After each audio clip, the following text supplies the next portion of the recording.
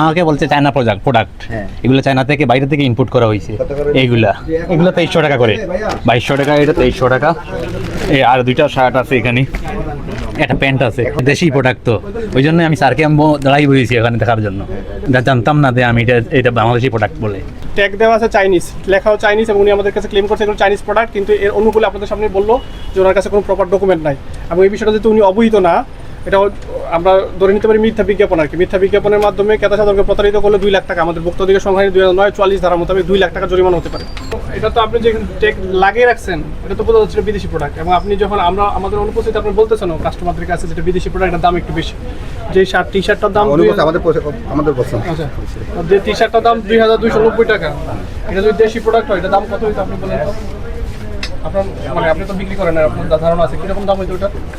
বেশি হলে তো স্যার কম হইতো। কম হইতো, কিরকম হইতো? কম হইতো আনুমানিক রেঞ্জ বলেন না একটু। 1400 মানে আপনি বলতেছেন যে প্রায় 1000 টাকা এখানে ডিফারেন্স হয়ে যাচ্ছে অলরেডি অলমোস্ট। এখন আপনি তো অপরাধ করছেন আইনগতভাবে, আপনার যে অপরাধ করছেন এই অপরাধে আপনার শাস্তি হতে পারে 2 লাখ টাকা, 44 ধারায় মিথ্যা বিজ্ঞাপন দ্বারা ক্রেতা সাধারণকে প্রতারিত করেন।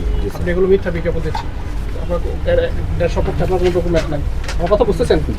এর সপক্ষে ডকুমেন্ট নাই। এখন হয় আপনার এটা এই প্রোডাক্টটা দেশি প্রোডাক্ট বলে বিক্রি করতে হবে, 1 নম্বর কথা আমার।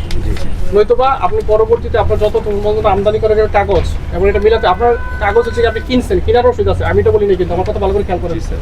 আপনাদের যাদেরকে বলি যে আপনার রসিদ ডকুমেন্ট আছে কিনা আপনার দেখান যে আপনি ঢাকার একটা দোকান থেকে কিনছেন। এটা তো আমি বাংলাদেশি প্রোডাক্ট আমি বলছি, যে প্রোডাক্টটা আপনি বানান না এটা আমি বলছি বাংলাদেশি প্রোডাক্ট, কিন্তু বিদেশ থেকে যে আসছে কাস্টমসের কাগজ থেকে আপনার পর্যন্ত যে সোর্সটা, এই সোর্সে আমাদের তথ্য দিতে হবে। এছাড়া আপনি প্রোডাক্ট বিক্রি করতে পারবেন। আমার কথা বুঝতে পারছেন? কিন্তু আপনি বিদেশি প্রোডাক্ট বলে এই দামে বিক্রি করলে আপনার ডকুমেন্ট রাখতে হবে। আর আপনি যত মতো ডকুমেন্ট না রাখতে পারবেন ততক্ষণ বলতে আপনি প্রোডাক্ট বিক্রি বন্ধ রাখতে হবে 1 নম্বর, অথবা আপনি বিক্রি করলে দেশি প্রোডাক্ট বলে বিক্রি করতে হবে। কারণ সেক্ষেত্রে আপনি দেশি প্রোডাক্ট কীভাবে ঘোষণা করবেন? যত চাইনিজ ট্যাগ আছে সব খুলতে হবে। 2 নম্বর হচ্ছে কি আপনার এখানে দোকানে বড় করে দিতে হবে যত পণ্য আছে সব দেশি পণ্য, কোনো বিদেশি পণ্য বিক্রয় করা হবে না। তাইলে আমরা বুঝতে পারবো যে কাস্টমারের কাছে মেসেজটা আপনি ঠিক মতো দিয়েছেন। আমার কথা বোঝা গেছে?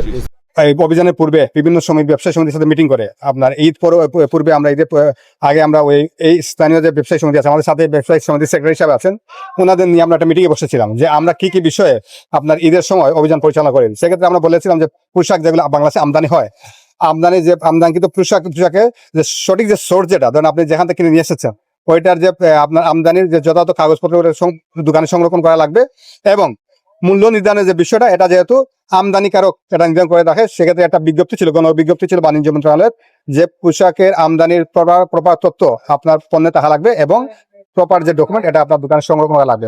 সেক্ষেত্রে আমরা আজকে বিভিন্ন এই দোকানে আজকে আপনার সাথে ছিলেন, এই অভিযান পরিচালনা করেছি। সেক্ষেত্রে 2টা প্রতিষ্ঠানকে আমরা 30,000, 60,000 টাকা জরিমানা করেছি। আসলে আমাদের প্রত্যেকটা ব্যবসায়ীকে এটা জিনিস ইনফর্ম করা হয়েছে। এখন যদি বলেন যে আমি জানি না, সেটা তাহলে ঠিক না। আমাদের গ্রুপে দেওয়া আছে, এবং আমি ডোর টু ডোর যাইয়া সবাইকে বলছি। আর এখন তাৎক্ষণিক যে ঈদের যেহেতু রমজান ঈদটার সামনে আর আছে আর 10 দিন, তো স্যাররা বলতেছে যদি কোনো বিদেশি প্রোডাক্ট থাকেও এটা না হাইড করে, যদি কোনো প্রপারলি ডকুমেন্ট নাও থাকে, মানে ওপেন দেখাতে না পারে, তাহলে আপনার এখানে সাইনবোর্ড নিচে আপনি বড় করে লিখে দেন যে আমার এখানে দেশি পণ্য। তো আমি এখন ইনশাল্লাহ গ্রুপে দিয়ে দেবো, যারা বিদেশি আছে দেশি পণ্য হিসেবে আপনার এখানে সাইনবোর্ডে দিয়ে দেওয়ার জন্য ইনশাল্লাহ।